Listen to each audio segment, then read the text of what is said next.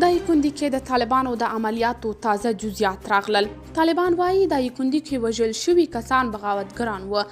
د طالبانو حکومت ویان ذبیح الله مجاهد وایي په دایکنډي ولایت کې د طالب سرتیرو د عملیاتو پر مهال وژل شوي کسان ملکي وګړي نه بلکې د دوی وسلوال مخالفین دي. مخکې محمد محقق ویلي و چې تېره ورځ په دغه ولایت کې د طالب سرتیرو د عملیاتو پر مهال د یوې ښځې او 4 ماشومانو په ګډون 9 کسان وژل شوي وو.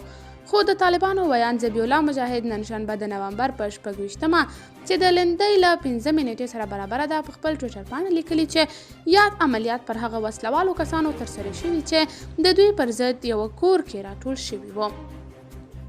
د مجاهد په وینا طالب سرتیرو د سیمې د سپینګیرو په مرسته د یادو کسانو د تسلیمولو هڅه وکړه، خو وايي هغوی مقاومت وکړ. نوموړي زیاته کړې چې د دغه عملیاتو پر مهال 9 تنه وسلوال وژل شوي او 4 تنه نور ټپیان شوي دي. د نوموړي په وینا په متقابلو ډزو کې یو طالب سرتیری هم وژل شوی او 2 تنه نور ټپیان شوي دي. دا په داسې حال کې ده چې په افغانستان کې د ملګرو ملتونو د ماشومانو د ملاتړ صندوق یا یونیسف هم تېره ورځ پر خپل ټویټر پاڼه په دایکنډي ولایت کې د 4 ماشومانو د وژل کېدو په اړه اندېښنه ښودلې وه. یونیسف دغه پیښه غندلې وه، خو دا یې نه وه روښانه کړې چې دغه ماشومان د چا لوري وژل شوي دي.